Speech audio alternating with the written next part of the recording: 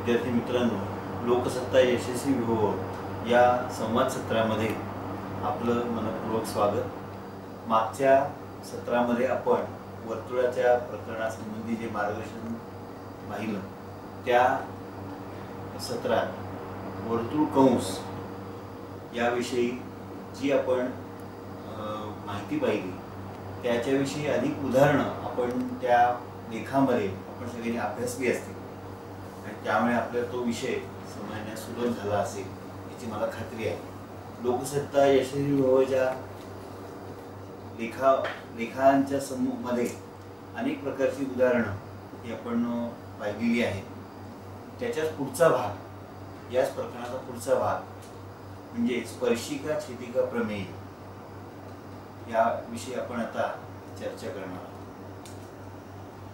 मागील शेवट करताना आपण चक्रीय चौकोनाचा जो गुणधर्म पाहिला, चक्रीय चौकोन ओळखण्याचा जो एक प्रकारची कसोटी पाहिली की जर एखाद्या कोणाचे समूह कोन परस्पर पूरक असतील तर तो चक्रीय चौकोन असतो, अशा प्रकारचा एक प्रमेयाचा व्यत्यास म्हणून पाहिला। त्याचबरोबर एक गुणधर्म त्या ठिकाणी नवीन जोडलेला आहे। चक्रीय चौकोनाच्या संदर्भामध्ये त्याचा बाह्य कोन हा त्याच्याशी संलग्न असलेल्या आंतरकोनासमोरील कोनाशी किंवा आंतरकोनाच्या समूह कोनाशी एकरूप असतो, अशा प्रकारचा एक महत्त्वाचा गुणधर्म हा चक्रीय चौकोनाचा आपल्या अभ्यासक्रमात आहे। त्याच्यावरची अधिक उदाहरणं आपल्याला लोकसत्ता यशस्वी हो या लेखामध्ये अभ्यासाला मिळतील, ती आपण अभ्यासली असतील याची मला खात्री आहे। पुढचा भाग ज्याची आपण आता चर्चा करणार आहोत तो आहे स्पर्शिका छेदिका प्रमेय। ज्यावेळी कोणाची एक बाजू ही स्पर्शिका असते वर्तुळाची आणि दुसरी बाजू ही वर्तुळाची छेदिका असते, त्यावेळी तीन पर्याय आपल्या समोर मिळतात। एक म्हणजे वर्तुळाचा जो केंद्रबिंदू आहे हा त्या कोणाच्या एका भुजेवर म्हणजे जी भुजा छेदिका असते त्यावर असेल, किंवा दुसरा पर्याय मिळतो वर्तुळाचा केंद्रबिंदू हा त्या छेदिकेच्या बाह्य भागात असेल, आणि तिसरा पर्याय मिळतो वर्तुळाचा केंद्रबिंदू हा कोणाच्या त्या भुजेच्या म्हणजे छेदिकेच्या अंतर्भागात असेल। तर या तीन प्रकारच्या शक्यता विचारात घेऊन या ठिकाणी तीन आकृत्या आपल्या पुस्तकात दिलेल्या आहेत। या तिन्ही आकृत्यांकरता जो गुणधर्म आहे, जे प्रमेय आहे, ते तिन्ही आकृत्यांकरता तिन्ही परिस्थितीकरता सत्य आहे।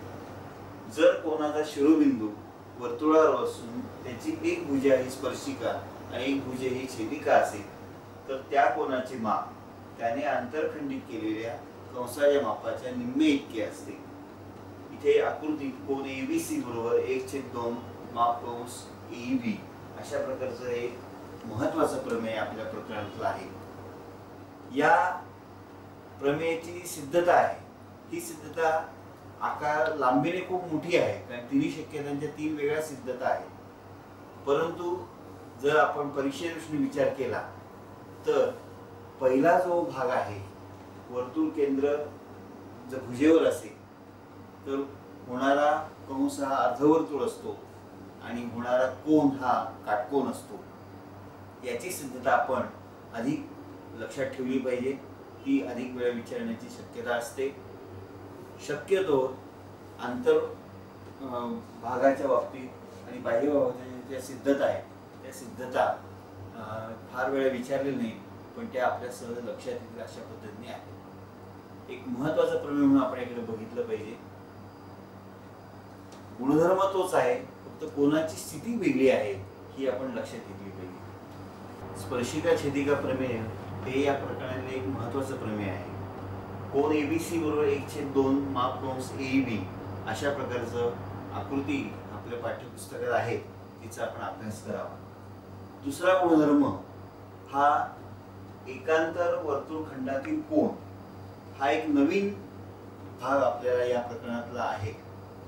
एकांतर वर्तुळखंडातील कोन जर स्पर्शिकेच्या स्पर्शबिंदूतून जाणारी छेदिका काढली म्हणजे या ठिकाणी कोणाची एक बाजू स्पर्शिका आणि एक बाजू छेदिका अशीच आहे,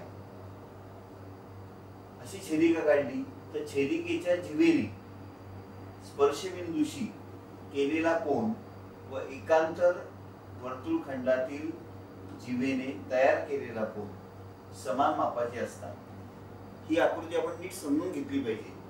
या ठिकाणी कोन एबीसी हा मगासारखाच कोन आहे, ज्याची भुजा बीसी स्पर्शिका आणि भुजा बीए ही छेदिका आहे. ही जिवा एबी, या एबीने या ठिकाणी आंतरिक केलेला कोन म्हणजेच कोन एईबी. मग आपलं प्रमेय असं आहे की कोन एबीसी आणि कोन एईबी हे समान मापाचे असतात, म्हणजे एकरूप असतात. याच प्रमेयाचा व्यत्यास आपल्याला पुढच्या भागात आहे. वर्तुळ आणि छेदिकेच्या छेदबिंदूतून जाणारी रेषा काढली असता तिने छेदिकेतील जिवेशी केलेला कोन हा जिवेने एकांतर वर्तुळखंडात आंतरिक केलेल्या कोनाशी एकरूप असेल तर ती रेषा वर्तुळाची स्पर्शिका आहे. थोडं लक्षात ठेवायला आपल्याला जरा हे अवघड आहे, पण आकृती आपण नीट पाहिली तर आपल्याला ते लक्षात येईल. आणि म्हणून एकांतर वर्तुळखंडातील कोन आणि स्पर्शिके आणि छेदिकेमुळे झालेला कोन हे एकरूप असतात. अशा प्रकारचा हा एक गुणधर्म महत्वाचा आहे. या प्रकरणातला शेवटचा आणि सोपा असा गुणधर्म म्हणजे छेदणाऱ्या वृत्तछेदिकेचे गुणधर्म. हे दोन आकृत्या या ठिकाणी आहेत. एका वर्तुळाच्या दोन छेदिका एकमेकांना छेदत असतील. या छेदण्याच्या दोन स्थिती आपण बघतो आहोत, एक वर्तुळाच्या अंतर्भागात आणि वर्तुळाच्या बाह्य भागात. दोन्ही स्थिती करता हा गुणधर्म आहे. एका छेदिकेच्या दोन रेषाखंडांनी तयार होणारा आयताचे क्षेत्रफळ दुसऱ्या छेदिकेच्या दोन रेषाखंडांनी तयार होणाऱ्या आयताच्या क्षेत्रफळा एवढे असते. रेषाखंड एपी गुणिले रेषाखंड बीपी बरोबर रेषाखंड सीपी गुणिले पीडी हे गुणोत्तर किंवा हा गुणधर्म दोन्ही आकृत्यांसाठी लागू होतो. त्याचबरोबर एक रेषा स्पर्शिका आणि एक रेषा छेदिका असेल, एक भुजा स्पर्शिका आणि एक भुजा छेदिका असेल आणि ते बाह्य भागात छेदत असतील तर हाच गुणधर्म पीटी वर्ग बरोबर पीए गुणिले पीबी या स्वरूपात आकृतीनुसार आपण सिद्ध करू शकतो. या ठिकाणी या दोन्ही प्रमेयांच्या सिद्धता आपल्याला त्रिकोणाच्या समरूपतेच्या आधारे देता येतात आणि समरूप त्रिकोणाच्या संगत बाजू प्रमाणात असतात. या दोन गुणधर्मांचा वापर करून आपण या दोन्ही प्रमेयांच्या सिद्धता देऊ शकतो. लोकसत्ता यशस्वी व्हावं या संवाद सत्रावर आपण वर्तुळ प्रकरणाची चर्चा केली. त्याच्याविषयी अधिक उदाहरणं आपल्याला लोकसत्ता यशस्वी व्हावं या लेखामध्ये आपण वाचली असतील. या व्यतिरिक्त जास्तीत जास्त उदाहरणं आपण सोडवण्याचा सराव करावा, त्यामुळे परीक्षेमध्ये अधिक गुण मिळण्यास आपल्याला नक्की मदत होईल.